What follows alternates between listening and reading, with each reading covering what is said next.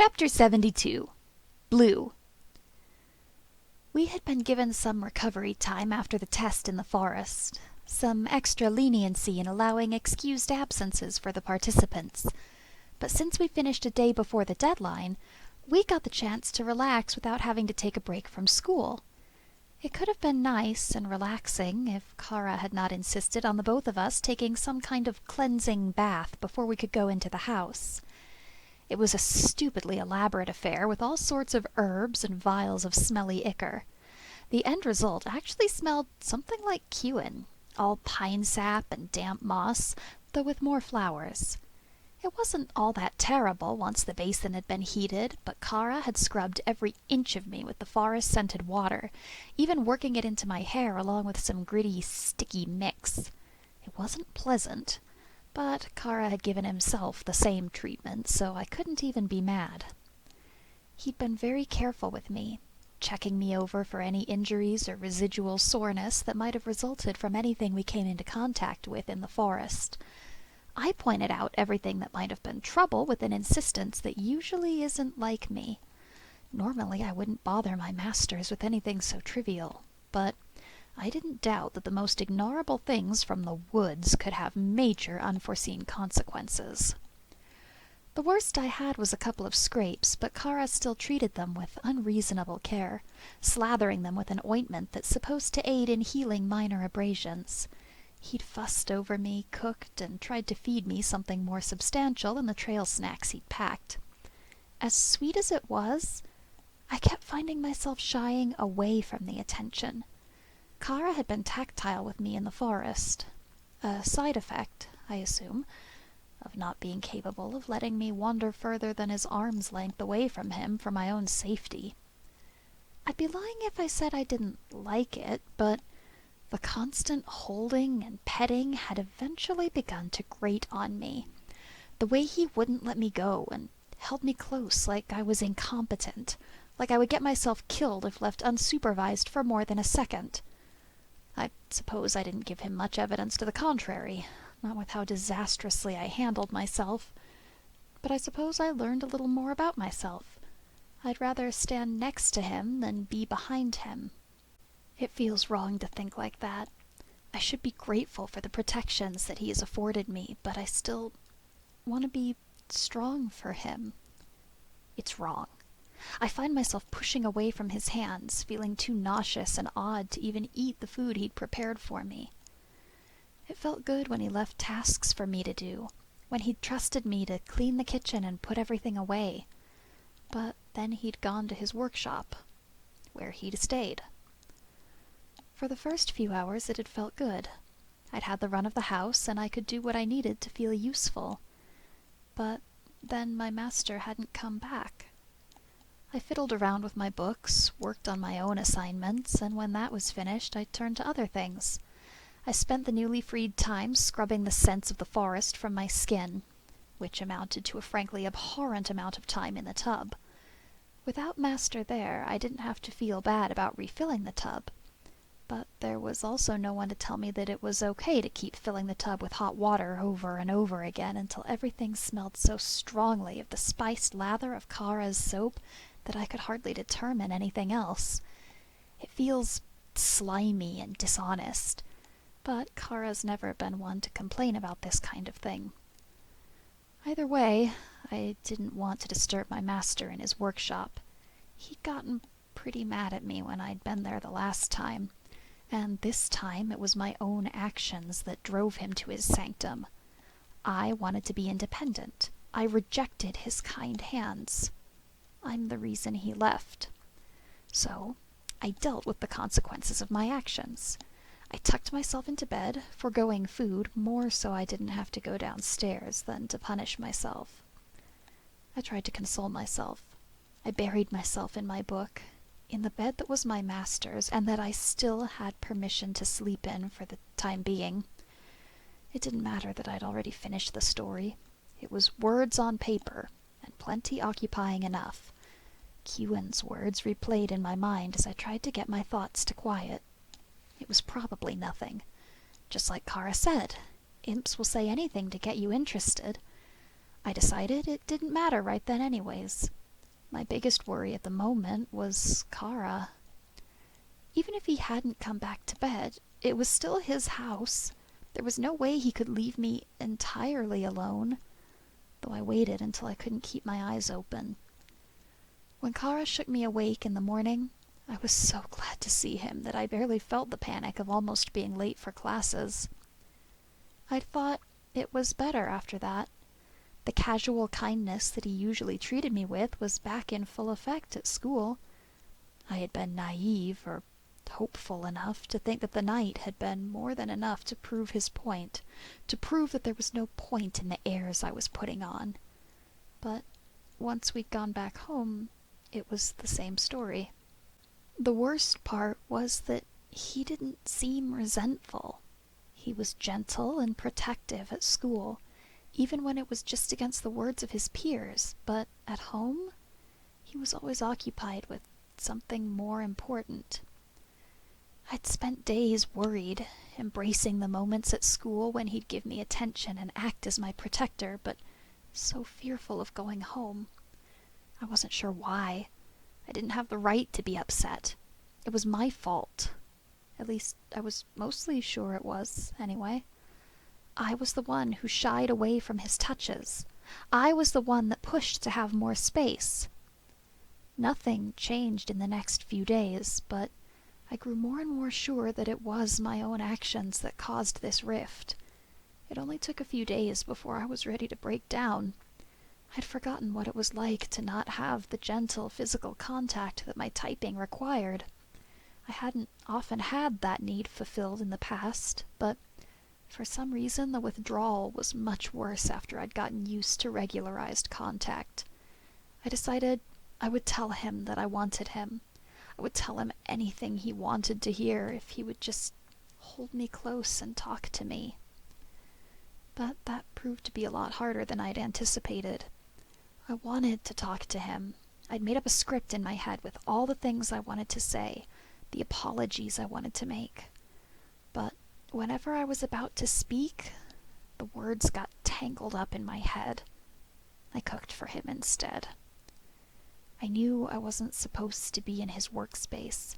He'd gotten mad at me for intruding on the space before, and even more so for trying to tell him when to come to bed. I knew it wasn't my place to give him instructions on how to be healthy, but part of me wished I had the training of a service pet.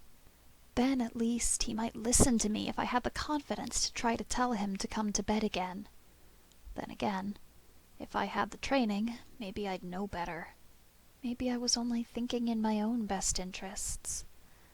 Either way, food was hardly something he could disagree with. He'd never told me I shouldn't cook, and it at least gave me something to do, and then later something to clean when the house was so quiet and still. When the chipmunk stopped by, I'd nearly jumped at the door. I was so desperate to talk to someone. I knew I should have been cautious, and I might have been if it was someone who might have brought trouble. The little chipmunk had all the markings of a pet, and without an owner by their side, I couldn't help but feel at ease. They were very sociable for a chipmunk, well-versed and trained in manners in a way that's uncommon for the species, though very appreciated. They hadn't made much sense, but they had enough social grace not to simply leave after their message was delivered. The talk gave me some confidence. It forced me to make a decision, at least. I shouldn't keep this kind of thing from my master. I shouldn't be answering the door without his permission, or interacting without his presence or approval beforehand. It made my decision easy. I had to talk to him about the visitor, and what I'd been trying to gain enough confidence to do all week. I cooked the pasta salad Chef taught me to make, and some chicken tossed with spices and those little green beans with the mellow, starchy flavor. I couldn't help the frustrated growl as I took his food down to him, only to find him asleep over his books. Was this really better than coming to sleep with me? If he was really so set on punishing me, he could have sent me out of his room and still claimed his bed for the night. I wrote and rewrote a note for him, trying my damnedest not to sound patronizing and not make him mad. I wasted a lot of time watching him sleep, watching his fingers twitch as he mumbled in his sleep. He was so different asleep, his expression lax and his body free of its usual tenseness. I eventually settled on a few simple sentences, something that I hoped wouldn't make him mad, but perhaps enough to come and talk to me. There was a gray jacket on the table opposite him. I knew it wasn't much, but the whole lab was colder than the rest of the house. I gave in to the urge to tuck him in with a jacket. I was so excited when he came back to the bedroom and talked to me, when he held me. I couldn't help but give in to the shameful instinct to knead into his shirt. Making biscuits, as one owner had explained to me, trying to train that annoying habit out of me. Kara hadn't thought it was annoying. He hadn't said anything about it. He'd only reprimanded me for the predictable offense of answering the door without supervision, and even then he was only worried about me. The thought made me feel warm inside, a feeling that only grew when he promised to spend more time with me once qualls are over. I just wish I could talk to him about the things that Kewin had told me, the things that I had found. Or maybe not. I might be deluding myself, but the ideas keep playing over and over in my head. I know I'm ruining everything with my overthinking, but I can't get my mind to quiet. "Blue?" Enoki's voice pulls me forcefully out of my own thoughts. I'm digging my hands into the plush carpet of the care center. That's right, I remind myself. We're at the care center. We have been for the past few hours. Kara won't need me for any other classes today, and usually I do enjoy the extended amount of time to hang out with my friends. But today's schedule is messed up. Ande didn't even come in today, though Shauna did. I'm sure it's something to do with his hibernation instinct, and Shauna's need to take care of him. Avery's not here. Neither is Nick. Marina's owner had a half day today, so she's already left. And Enoki is entirely useless for the physical affection I want. I'm still feeling shaky, cold inside and out, like my body's punishing me for denying the gentle physical affections that my master was offering. I want to be held, but I don't want to have to deal with the stuttery mess that it'll make. Plus, if I'm right about Day's schedule, Enoki will be out of here in less than 5 minutes. "Blue, you all right? You're spacing out like crazy today." Enoki chimes in again, tilting his head to the side as he plays with his long braid. "I'm just thinking," I hedge, trying not to reveal the full extent of my reminiscing. "Well, does it have anything to do with all the familiars too chicken shit to come closer and actually talk to you?" Enoki smirks, making his voice an exaggerated stage whisper that does nothing to actually decrease his volume. I've never understood that term. Chickens, in my experience, are rarely timid creatures, and there are usually rather intense duties assigned to the pets. They're demi-counterparts. I try. The substitution sits oddly in my mind, but it doesn't make it any less true. They're often put in positions where they have to care for children, something that puts their natural broodiness at ease. And stars save you if they perceive a harmful act against their assigned child. They can get pretty violent if their instincts aren't checked by training. Of course, all the avoidance in the world doesn't stop Enoki from being right. Of all the familiars here, there are only a few who aren't outright staring at the two of us.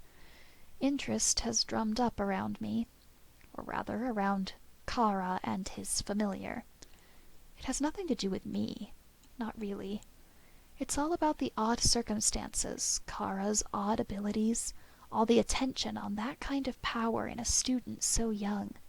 The ability to survive the forest, complete his quest, and aid the one he's courting in a clearly outmatched battle, all without the aid of his familiar, is very impressive. So really, it has nothing to do with me. The only thing that truly involves me is the effort of trying to avoid their whispers. All the students and mages wondering exactly why Kara's so damn determined to keep me. They aren't quiet, and I have to assume they mean for him to hear when they talk about how useless I am to a mage like him. Perhaps good as an experiment for the new type of casting, but now that others with better familiars are able to replicate it, he's better off getting a new familiar. A better one. Something worthy of his accolades. I'm not good enough.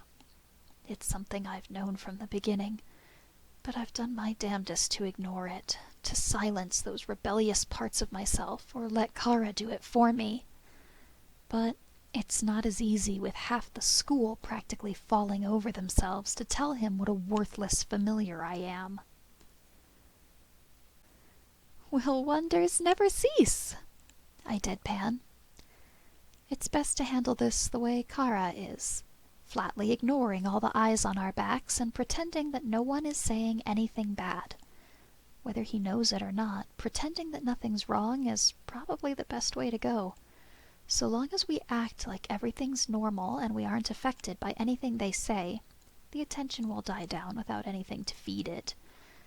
It doesn't stop the familiars in the corner from whispering and pointing for now, but I just force myself to turn to Enoki and pretend that everything's fine. "Blue, you know they're just jealous. Their masters want to be in the spotlight so bad they aren't above sending their little spies to dig up dirt." Enoki snickers into his palm like any of this is a laughing matter, but there's a light in his eyes that makes me think it's a more purposeful action than he's letting on. Enoki isn't a complete airhead, despite his best efforts to pretend nothing more. I keep forgetting that he belongs to a prince, that these kinds of situations aren't exactly a foreign concept to him. He knows how to play dumb, how to giggle and be likable and just generally de-escalate a situation. We aren't speaking loud enough for the other familiars to hear, but from the outside it must seem like we're engaging in something funny rather than important. I can't help but smile. Enoki really is a good friend, even if he can't handle more than a casual touch without turning into a pile of goo. I must admit, I'm not as used to being spied on as you must be. I keep my voice low, almost enjoying the way our little crowd tries to lean forward without seeming too obtrusive. "At least you didn't go the same way as Blanc," he whispers, his own smiley facade dropping for a moment of genuine concern. Have you heard anything?" I ask, trying to ignore the way my voice dies in my throat. I hadn't known about Blanc until we'd come back to school the next day. "I asked around," he admits as he reclines casually on one of the beanbag cushions that Ande usually favors. Of course he did. It's hard to fight the smile that tugs at my lips. Even given how cautious he knows to be, he still acts with so few reservations. "Apparently she got it bad," he finishes dryly. "And?" I press. The information that she got hurt is not an impressive discovery. "And her owner is a first year," Enoki answers, like that clarifies everything. "Yeah?" I prompt him to keep talking. I'm obviously not picking up on whatever he's expecting me to understand, but I try not to let my frustration show through. "So, first years can't replace their familiars in the first semester. It's part of their care and keeping grade. They aren't allowed to. If their familiar dies, it would be really bad for their grade," he finishes, leaving the other half of that argument unsaid. Blanc has a lot of worth, but a damaged familiar, even one with a higher than average constitution, is still useless. Genevieve has to keep Blanc alive. For now. For the sake of her grade. But the semester is coming to an end. Blanc is living on borrowed time. It'll be a race to see if she heals before the semester ends, if she'll be able to prove her worth or get replaced. Enoki leaves with Day only moments later, and I can barely summon up the words for a goodbye as I am suddenly alone. I can't help but cringe as the eyes upon me become overbearing. There's no one left here that I trust, and every second that ticks by I'm undoing any good that might have come from Eniki's effort at making me seem unaffected by the current state of affairs. My mind continues down this caustic spiral until I know there's nothing else I can do but try to drown my overactive mind in some kind of activity. I try to smile at the attendant, try not to let my hands shake as I sign myself out of the care center. I clip my little card to the neck of my shirt, but it doesn't quell the rapid pace of my heart. I'm not usually out when there are other students roaming the halls. I don't like being out without Kara, without the protection his presence affords. They wouldn't point or stare outright if I were with him. They would at least try to whisper. I press my hands to my sides in an effort to stop them from shaking. It doesn't matter what they're saying. I'm not being bad. I'm not doing anything bad. Not really. I have my permission to be out. I even put it in plain view to make sure I wouldn't get in trouble. It doesn't stop them from talking, from making all the not-so-thinly veiled comments about the school's only weak constitution familiar. I signed myself out of the care center, but not to go to the gym. I've set up semi-regular meetings for the familiars who want to train with me, but today is not one of those days. Besides, I'm not going to the gym. As I make my way down the halls, I try to keep to the walls. At the very least, it keeps me out of people's way. They have to go out of their way if they want to interact with me. As much as they seem to like to talk, nobody's willing to go that extra mile and actually mess with me. I can imagine that any marks they might leave would get them in trouble for messing with another's familiar. It wouldn't be too hard to contrive a story where it was my fault, but I don't doubt that Kara would defend me. Though it might be a little strained, given that I'm out when I'm not supposed to be. I stop before the overly large double doors of the library. They're made of oak and carved intricately with the symbols of what I've come to understand are scenes of the Library of Knowledge. A little heavy-handed, if you ask me, but the results are pretty, at least. There's a sharp zing of pain as I realize I've been scratching at the inside of my arm while I simply stare up at the doors. I'm not doing a good job of being inconspicuous. But then again, I really shouldn't be here. Familiars are often well-trained and educated so they can help their masters should those kinds of things be required of them. But I shouldn't be here. Not alone. It's improper that I would be out on my own without my master's supervision anyways. But in a place of study where I might interrupt and disturb others? I cringe internally as I push the door open just enough to slip inside. The doors are deceptively light, the effect, I assume, of some enchantment. It doesn't matter how wrong it is. The questions are going to drive me crazy if I don't get some answers. I need to do some research on what Kuen told me. There's a pang in my chest as I realize I actually miss the little guy. We didn't spend much time together, but he wasn't as bad as I thought he would be. He was actually pretty fun to be around, and he'd talked to me when we'd had to wait for Kara to get back. He'd seemed uncommonly nervous once we were in the school building, but it wasn't until we were handing him over that I'd noticed how wide his eyes were, or how hard he was trying to keep that signature smirk on his face as he booped my nose again after I'd turned in his necklace. Truthfully, I don't know why I'm giving his words such credence. He'd told me a little story about a name for my race, and I'd be stupid if I just believed him, right? I had no reason to listen, to think that he was doing anything more than telling me what I wanted to hear. But the more I think about it, the more it bothers me. The questions create a maddening tickle at the back of my mind. Maybe it wouldn't have triggered such a fixation if the story didn't match up with the questions I already had. I'd never given much thought to pets or familiars not having a name for their race aside from their species names. But that doesn't mean I hadn't seen the odd lack of it. People rush to use designation in place of an actual name. Anything but an actual name. The lack doesn't seem to bother anyone. Hell, it didn't bother me until Kewen pointed it out. But now I see it everywhere. And if that was all, I think I might have been able to ignore it, just temper down the urge to think about it and let myself have some peace. But then I'd started rereading my book, and all that came crashing down. In the book, Veth had to go through all these different trials, but she never had to go alone. She built up a team, people she trusted, people who saved her life. But when Thistle was accosted by the mute fortune-teller, she called him a beast. Thistle had been described as a larger man, a man who had all the markers of his physical lifestyle, but the way the fortune-teller had reacted to him, the way it was described, she used the elemental letter for D, even as she called him a beast. The more I tried to ignore it, the more I kept coming back to the passage.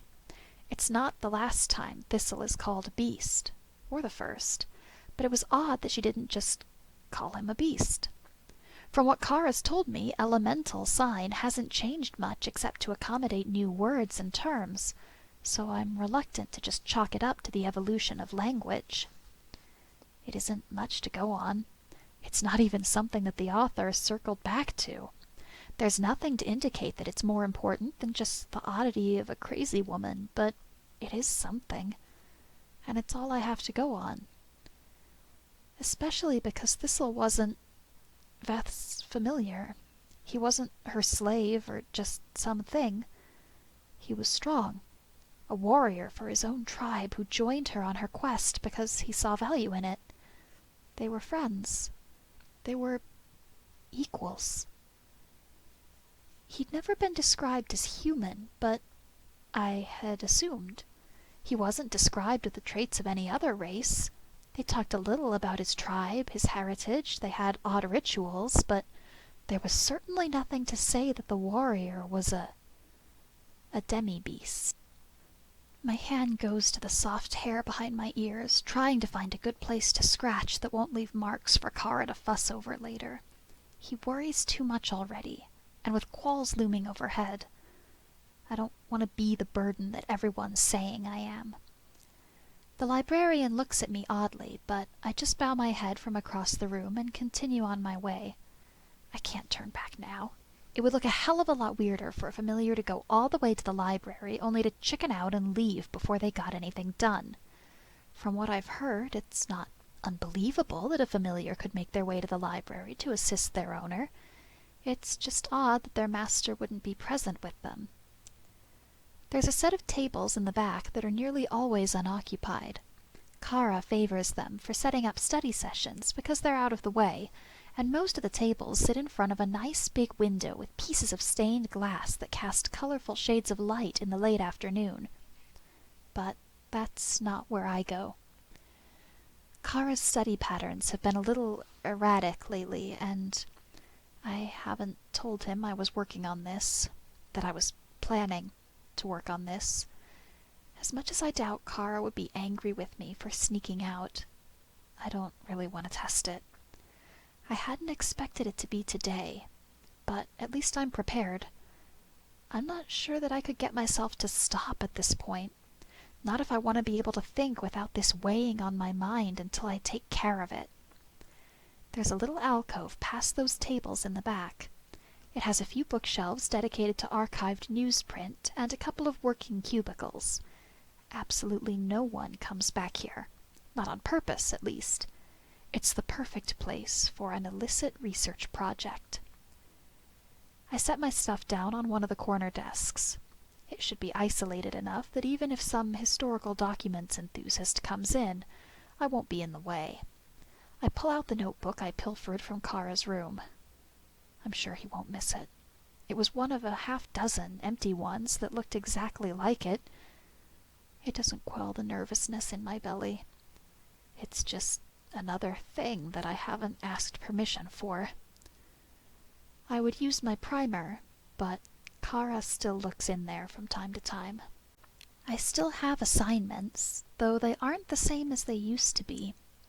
I'm recognizing that the work sets and projects he gives me are becoming steadily more complex, though less frequent. I can't help but wonder if that has more to do with qualls than it does with my skill level. I try to shake the distracting thoughts out of my head as I set up the more than half-empty ink pot and turn the notebook to its first empty page before pulling out my book. The dragon artfully scrawled across its binding is still mesmerizing.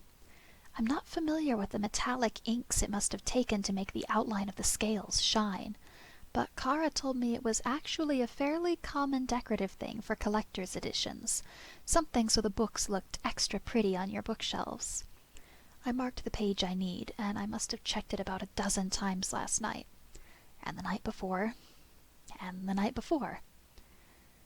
I'm not sure if I was trying to convince myself that there was something there, or that I was just imagining things, but I've read it over so many times that I've practically memorized this section.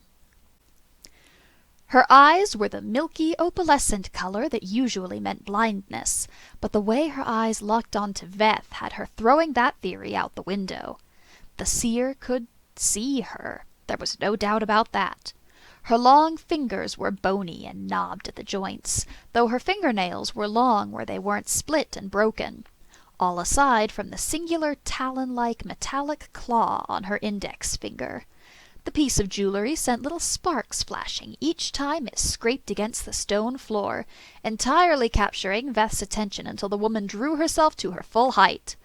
On 2 legs, the woman was too tall to fully stand up in her den, forcing her to loom over her visitor. "Madam Seer, I—" The seer's hand flicked up, a clear and decisive gesture to stop. Veth knew the woman would not speak to her. The woman didn't speak to anyone anymore, but her hands would still trace the symbols that could tell you your fate, if you could read the language. Her left hand came to rest at her chest, the knobby joints making it impossible for the appendage to sit flatly as she clearly intended. Her right tapped gently, though no less decisively, on the back of her left as she pulled the hand back to her chest. Her hands curled until the pads of each finger touched, with only the index fingers still raised as she made a simple, slow motion outward from her heart to the outside of her chest. The seer smiled then, her thin arms and gnarled hands dropping to her side as she stared through Veth with her piercing gaze. The message had come slow and clear enough that even if Veth wasn't as practiced with elemental, she would have been able to follow along. Call the beast here. I hadn't thought much of it at the time, but the description. It's not how you would sign beast in elemental. That sign was the same gesture, but a different hand arrangement, something more like a loose thumbs up. I was further along with elemental than I was with my reading at the time, so I had ignored it. Didn't ask Kara if it meant anything. Perhaps it was just a matter of the author not knowing elemental, or something to evince how old the story was. But elemental doesn't change, not unless it's to accommodate something new in the world, and the word for beast had to have been well established at the time. All fingertips touching with just the index finger pointed upwards was the sign for the letter D. So if the seer was signing beast, but with the letter D, could she have meant demi-beast? Either way, I'm not going to get any answers if I just keep reading the same section over and over again. I've never been in a library this big before, or really any library other than the simple private ones that decorated some of my previous master's studies. I'm not familiar with the filing system, but after a bit of wandering I realized the books seem to be arranged by genre. The Voice of Dragon's Song is not a hard book to find. The difficult part is choosing which version to start with.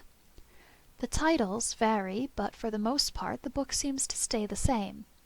The Voice of Dragon's Song, The Voice of the Dragon's Song, The Tale of Dragon's Song.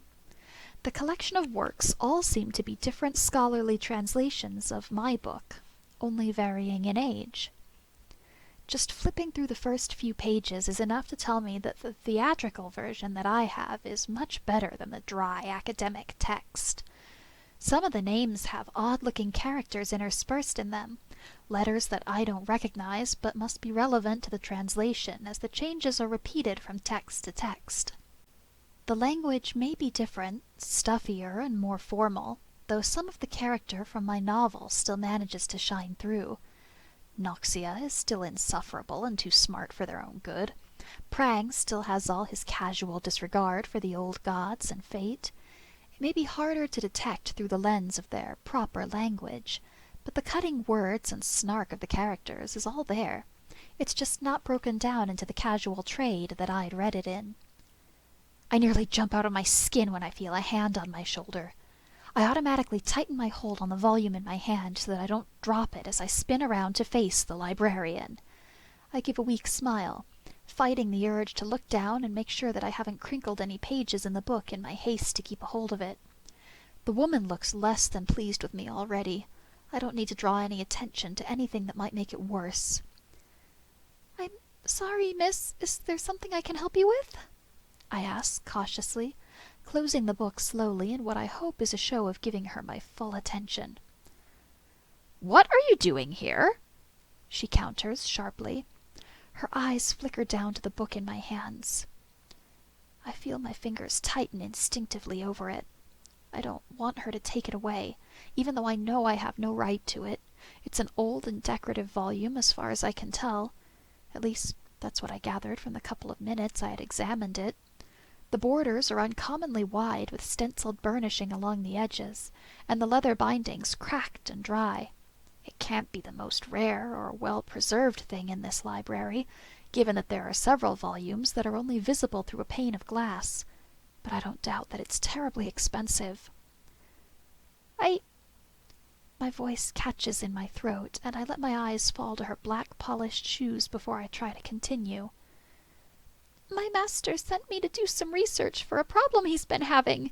He's terribly busy at this point in the semester, you see," I lie, trying not to bite my lip or let my leg bounce or allow any other jittery sign of my falsehood to show through. "And he's sent his familiar to do research for him?" she prods, shifting backwards on her heels. I can almost hear the way she rolls her eyes, feel her disbelief. "Yes, he wanted to make sure that the books he requested had all the information he'd need, so he sent me to check the list he'd compiled," I answer, doubling down on the lie. According to one of the familiars that started coming to my training, it's not that bad of a lie. It isn't the most common thing, but she'd said her mistress had her going through all sorts of dry texts looking for information she needed. She'd even given her a reward for saving her all the time of reading through the wrong books. And she wasn't the only one. In fact, the more the other familiars got to talking, the more normal the practice seemed to become. One had claimed that they started playing dumb to get out of it, even though it made his mistress send him down to scrub pots instead of being allowed to stay in the study. "Ah!" The librarian nods once, and I realize that the familiars were telling the truth as she loses the hostile look in her eyes. "Just be careful. That book is very old. Even though it's not our best preserved copy, we try to make these things last." She chides gently, and I just nod along. "Yes, miss, I'm sorry if I caused you distress." I apologize as best I can, but I'm so terribly relieved by my narrow escape that I can't imagine it sounds genuine. "Let me know if you need any help finding something, all right?" She quirks an eyebrow at me like I would dare challenge her, but as soon as she makes the expression, it's gone, replaced by a jovial smile that tells me she was probably just joking. "Of course, miss, thank you." I nod again, giving her a hesitant smile of my own. She leaves, probably to go back to her desk, but the second she's out of eyesight, it's all I can do not to slump against the bookshelves. Even still, I press a hand over my thundering heart, trying not to hear the way the pulse is racing, the thundering roar it's causing in my ears. I pull together a stack of books as randomly as I can, mixing new translations with old and all the ones in between, before I haul all of it back to my little study nook. Each one that I look through, regardless of age or translator or even what language the myth was translated from, if the translation includes the scene with the mountain witch, it includes the odd, incorrect elemental for beast. Beast can mean any number of things. It could still be referring to his proficiency as a warrior, but at this point it feels like I'm grasping at straws to deny my theory. Still, no matter where I look, demi doesn't mean anything here except as a prefix. It has no meaning in association with a race, and there's no evidence that it ever did. But Kewin hadn't been out and about in hundreds of years. Could something like that really be forgotten in that time? There's no references in books from here, but the myths were all derived from translations. The library's foreign literature department is woefully lacking. There are quite a few texts, but very few translating dictionaries, and even less books that have their translations next to them. Only a few shorter stories from Durian, a curly-looking language called Suralzi, and a blocky language called Tibro have complete novels with individual pages of translation that go through the whole story. Though I doubt there would be any texts that directly addressed what the hell a demi is. Or was. It feels odd, reading things like this, learning about new people, their languages and ways of life, just from studying the scraps the library has. From the translations and the notes I understand, the texts we have are hardly more than writing samples. Sometimes they're records or legal documents, but the actual books aren't much better. The better part of the collection is fiction. Leisure reading, as far as I can tell, though that doesn't diminish my interest. The more I read, the more curious I am about all the different places and all their strange customs. There's a couple of texts from Durian that detail the origins of demons and their contracts, though I suppose I shouldn't even have bothered looking through their history. Durian seems to have always favored demons, so they wouldn't have any record of demis. There are only a few texts from Puaj. They have a couple of books and a set of dusty scrolls behind glass. Of the pitiful little they have here, there's even less that's translated. Just the beginnings of some story referencing their monarchs or something. I'm ready to give up when I start going through language samples like I'm some linguist who actually understands what I'm doing. If nothing else, the different mediums that are used as writing is interesting. The slates of the far north are the most fun. The wooden corners enclose and protect a wax tablet. The script is carved into the wax with a stylus and filled over with ink to provide additional legibility. The note from the collection says the wax was made harder, and the ink was sealed in with the use of luster crystals, something mixed into the wax only after the scribing was complete. I'm ready to put the collection of notes and slates away when my eyes find the abbreviation DEM among the index of untranslatable words. It's buried among all the different words that are unique to the language, describing things that have no perfect equivalent in trade and need to be transliterated. It's a phonetic representation of the language's odd character system, and it's the only reference I get for demi in the whole pile. The slates are numbered, and so are the reference charts. It seems that the whole slate details a merchant's transaction. Dem fits between a shipment of spices and something else called refined Melanesia. The slate is one of the only 3 in a book of imports and exports from Have Merdian. The name doesn't mean anything to me. The translator notes only reveal that Have is a city in the Far East, something that seems far too obvious to even need to be put down in writing. I slump against the chair, my head swimming and hand cramping from so much copying. It isn't much, but it proves that Kewin wasn't lying. And it might even prove that I wasn't going crazy with my reading of the book. Demis exist. Or, at the very least, existed. I can't say if it means the same thing that Kewin had remembered, if it still means the same thing in Hive, where they are still using the name. It may not seem like much, but it at least gives me something to go on. The quiet buzz of activity in the library does not permeate to the little archive alcove that I've sequestered myself in, but as I make my way out to put the books back, I recognize the din of activity even from my hidden place in the stacks. There's plenty of people in the library, and given the way the sun is casting odd shadows, stars, I've spent too much time here already. I rush to replace all the books I've taken, putting them back in their proper places while avoiding as much attention as I can. As many people as there are in the library, there are only a few picking things up from the stacks. It seems that the majority of the people here are sequestered in study groups, more caught up in the textbooks they've brought with them than trying to find new materials. I start shoving everything back into my bag, only pausing to double-check that the ink topper is properly stopped. I've already gotten a mess on my fingertips from the quill. Stars only know how long it will take to scrub the ink spots from my hands. I feel my blood go cold as I tighten my grip on the ink. My hands are shaking, but that feels like the least of my problems.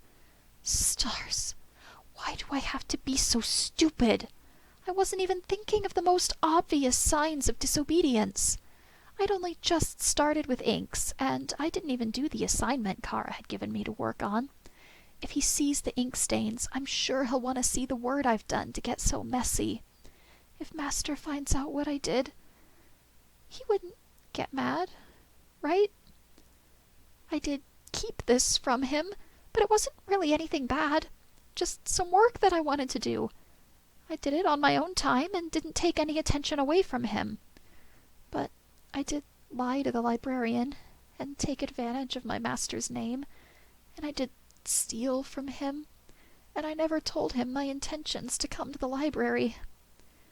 My permission to sign out of the care center was meant to be used to go to and from the gym. I took advantage of the ambiguous nature of the allowance. I button the clasps on my bag as fast as I can with trembling hands. All I have to do is get out of the library. If I can just make my way back to the care center before Kara gets there, then I can pretend like I never left. I can scrub off the worst of the ink and get to work on my actual assignments, and Kara won't have to know that I was ever on this little study trip. He's taken to studying late after classes with his friends anyways. There's no way he'd come to pick me up when he thinks I'm having fun with my friends at the care center. The thought leaves me with a sour taste in my mouth. I don't know what possessed me to work outside my master's allowances. He'd given me much more than anyone else and expected pitifully little in return. Now I've even managed to use the time he allows me to socialize with the others outside of his house against him. My friendship with other familiars gains him nothing, and yet he indulges me with the leisure time to socialize, as though the simple comfort of interacting with others is worth the inconvenience to his day.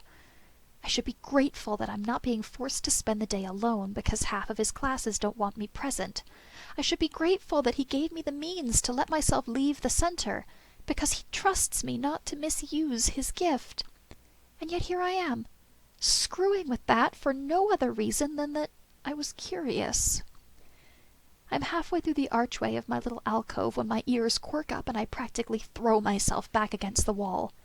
I will my heart rate to go down to a normal rate as my hair stands up on the back of my neck. I can hear my master's voice. Day, I love you, but you're wrong.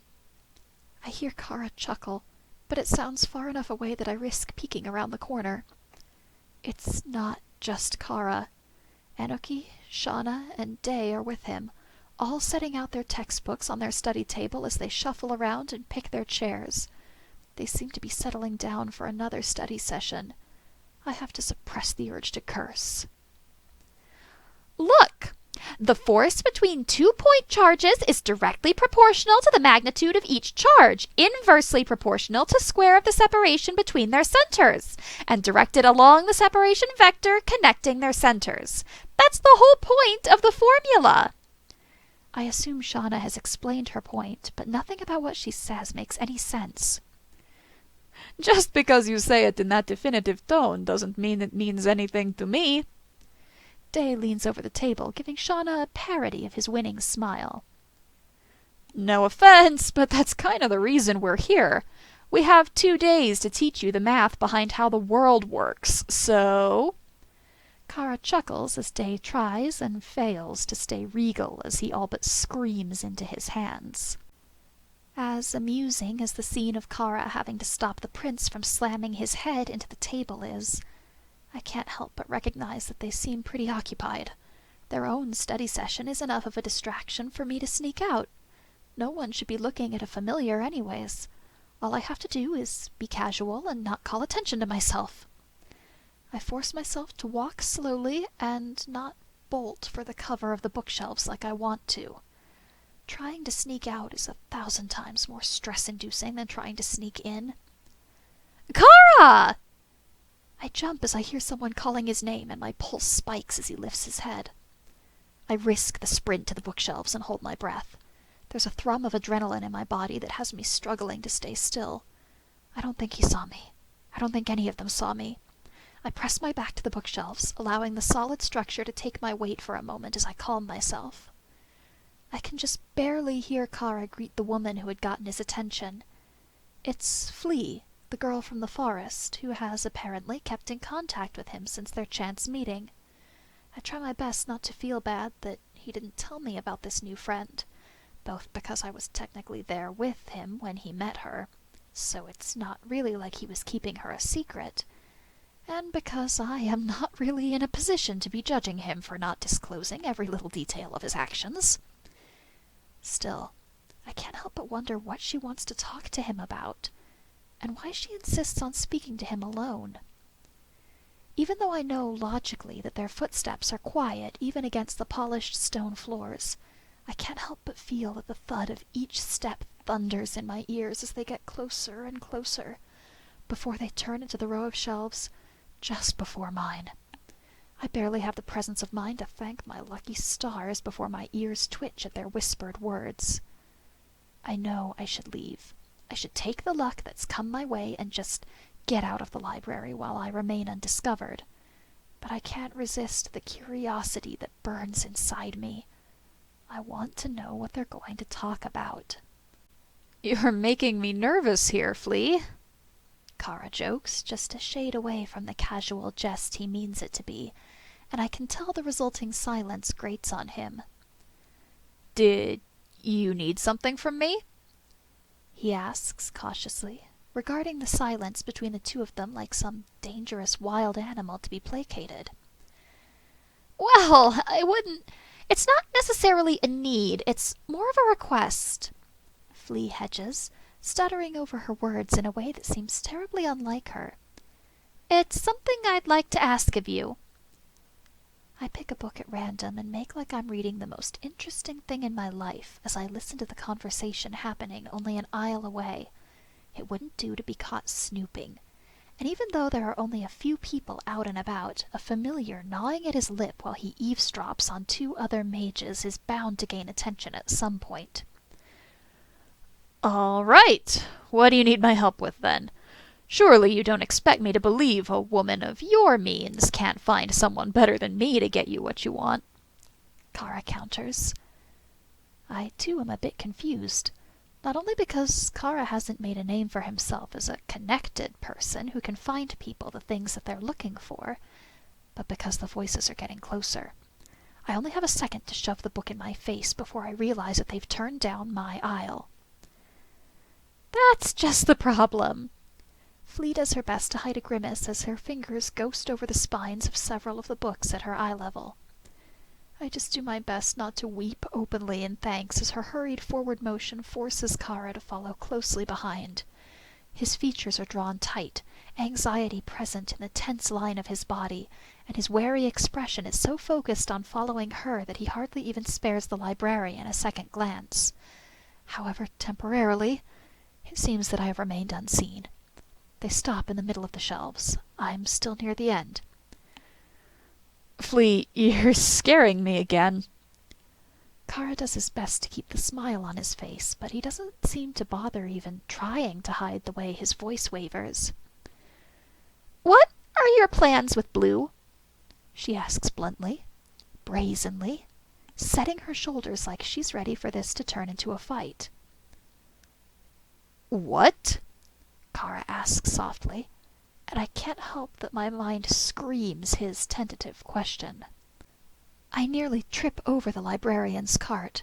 I bow in silent apology, placing the book in my hands in her cart with as sorrowful an expression as I can manage with my mind racing. She seems to take my meaning, offering a small smile. I don't mind if she thinks I was unable to find where the book was supposed to go. I have more pressing matters at the moment. I duck into the next row, trying not to run to the middle or make it obvious that I'm looking for a good place to spy on the conversation on the other row. It's not something that's helped by the fact that this row of shelves doesn't have backings. I can look over the books and see clearly to the other side. I mean, after this semester, after you're not required to keep him anymore. Look, you and I both know he's not standard familiar stock, but even given what you've managed to accomplish with him, he doesn't belong here, Flea explains, and I have to do my best to ignore my rising insecurity at hearing the same argument the whole school's been making for months now. So what do you suggest I do? Kara responds patiently, though I can't say he sounds interested.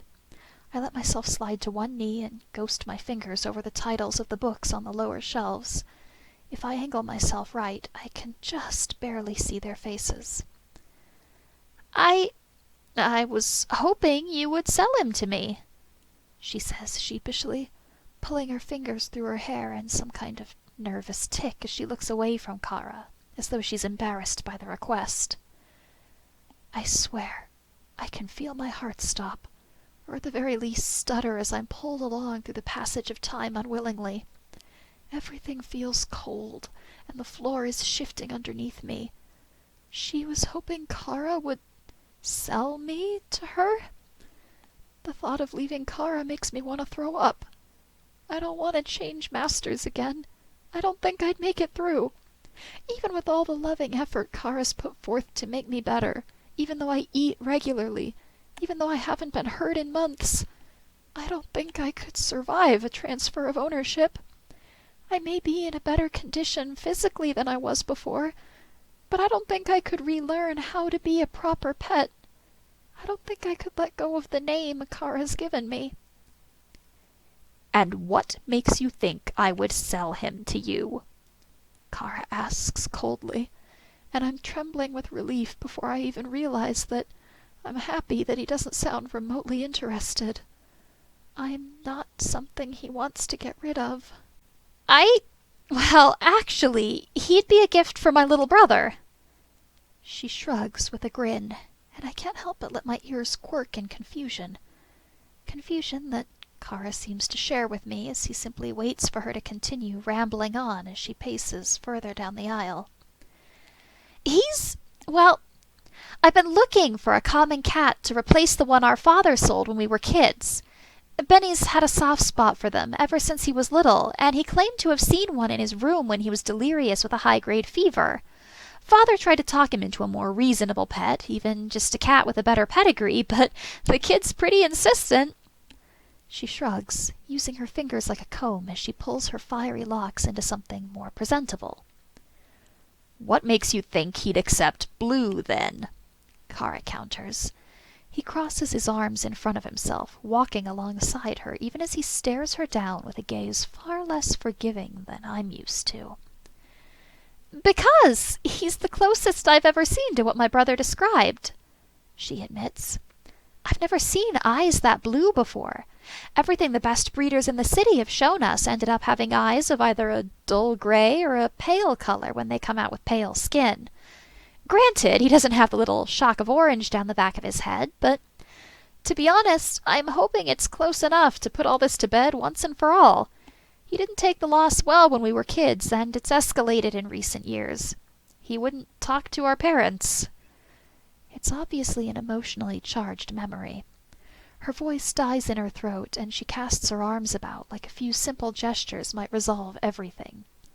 Her hands eventually settle, plucking a book from the end of the line, running it over in her hands without actually pausing to read the title. Kara simply waits for her to regain her composure, neither pressuring her to continue nor providing her with comfort. Blue wouldn't be hurt. She rushes to defend herself. Like that's what most people concern themselves with when they make a bid for me. He wouldn't be in danger. Hell, he probably wouldn't be in danger ever again. My brother would dote on him, make sure the little thing was never hurt ever again. He blames himself for how things happened. The guilt is eating him up inside. I want my brother back, and if that means giving him an outlet to dote on so that he can feel like he's making up for his past sins, then so be it." She finishes with some defiant-looking fire in her eyes, but whatever bravado has filled her immediately comes crashing down. "Ugh, such a stupid sob story." I feel my hackles rise at the sound of Avery's owner. For a split second, I'm torn. Should I prepare to flee, or to have blood on my hands? I'd been so caught up in trying to listen in on Kara and flee that I didn't even hear him or his lackeys creeping up. With Kalu, Jay, and Catherine around, I'm cornered. I have no chance of sneaking to the library doors unnoticed. I can only go back to where I was before and hope to get out at some other time, or try for the smaller service door that's meant to blend into the wall. It's a risk. The ends of the bookshelves don't meet the wall, so I'll have to hope I don't get noticed. I want to make a run for it, but I know it will be less suspicious if I move slowly, like I know the way and it's all part of my daily routine. They're so caught up in their own little game that I can pass by unnoticed if I'm just lucky enough. "Stay out of this, Kalu!" Flea hisses, and I can hear the barely restrained rage in her voice. I force myself to stand up straight and breathe deeply. It's 5 steps if I time it right, just 5 steps, and I'm sure that whatever servant's passage the door opens up to has got to be a hell of a lot safer than this. 1. "Flea has a crazy brother and she can't take over her family estates. There's nothing else her parents can do except find a stars-damned stray to distract the crazy boy." Kalu continues to taunt. 2. Somewhere in the small, sequestered part of my brain that I'm allowing to panic, I recognize that Kalu's behavior isn't unlike that of a feral dog. His pack surrounds his prey, and one by one they advance. It's not immediate, but they all move together in a way that's impossible to keep track of. Each one moves slow enough that it's all too late by the time their target notices. "I said stay out of this!"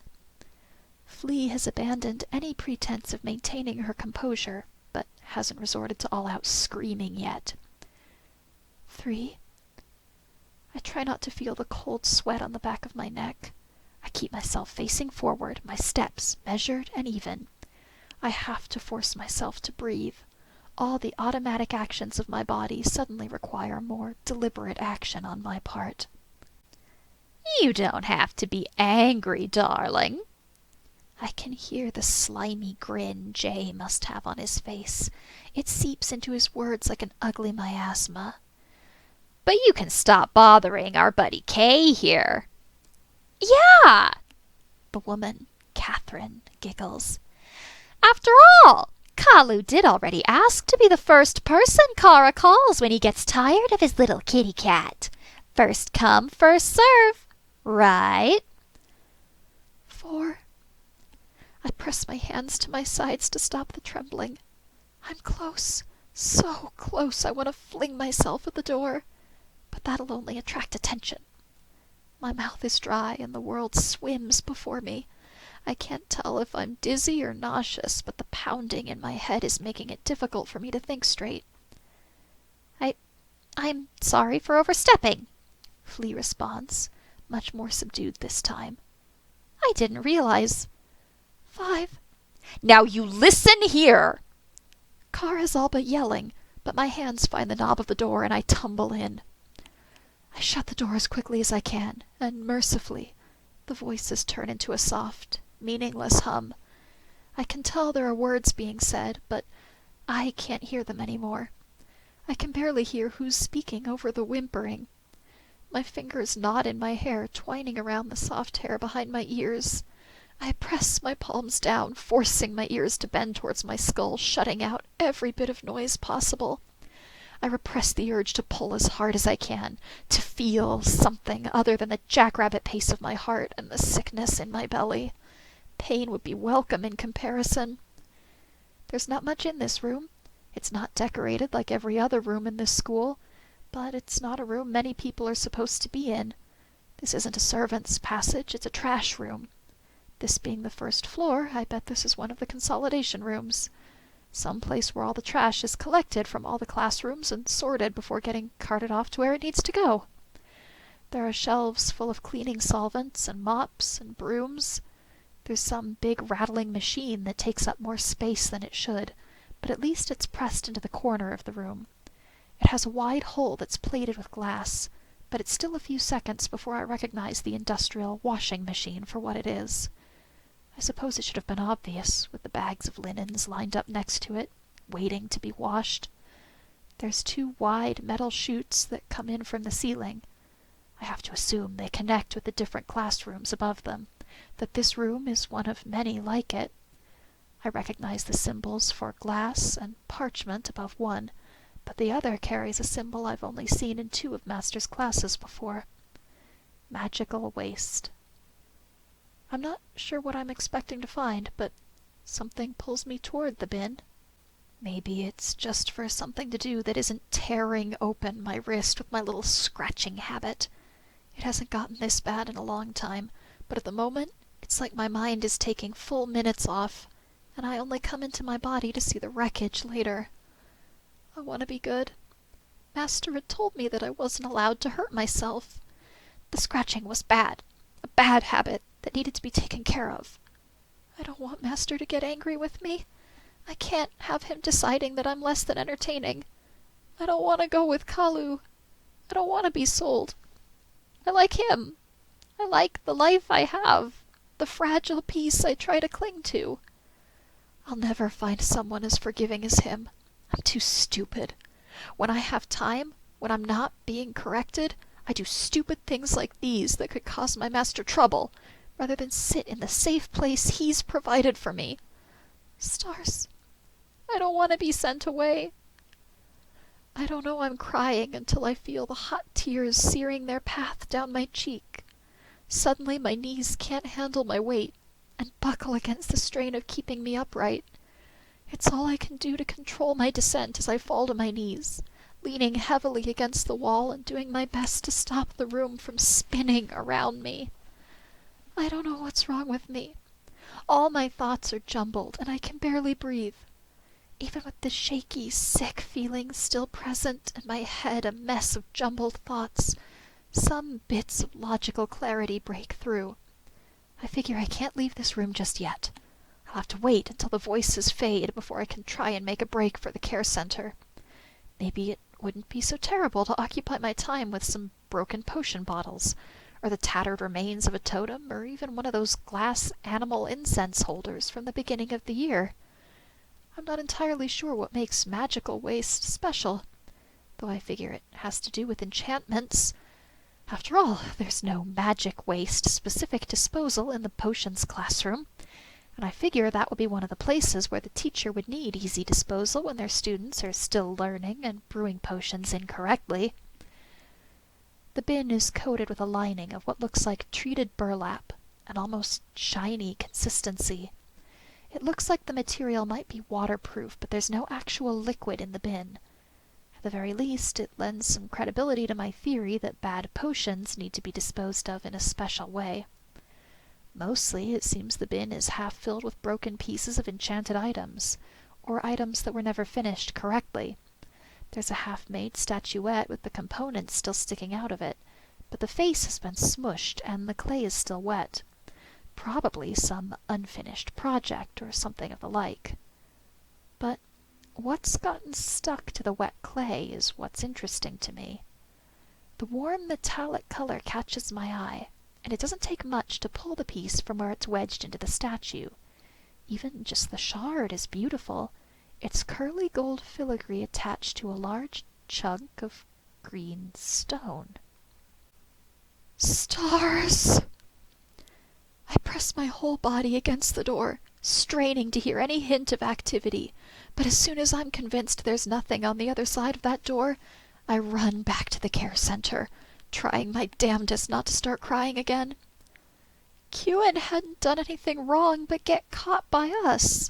He was scared when we turned him in, but he didn't say anything. The imp had boasted about his record. that it had been 7 years since he got caught, but I'd never thought that it might come with a penalty. Kara had said some of the people at the school were mad at him, and that was why we had to participate. But the idea that Kewin would get punished for his failure to stay out of our grasp hadn't occurred to me. I don't even care to find a beanbag. I just set myself up in a corner, away from anyone who will look too closely at me. My primer is more than halfway full, but it's no trouble to find the assignment that my master set out for me. I work on simple sentences and try to stop my hands from shaking, tracing the smooth shapes of my older letters. I'm pathetically glad when the ink spills. Not only will the splotches be explained, but Master won't have to read through the swill I'm writing to try and sort out what I was trying to say. There's nothing I can do but wait. Wait for Master to come pick me up from the care center, just like he always does at the end of the day. I press my fingertips together and watch half-heartedly as the ink goes tacky. I promise myself that I'm going to be good, and never mention the whole research project. I just want to be good and be kept. And for that to happen, one thing is absolutely clear. Master can never know about today.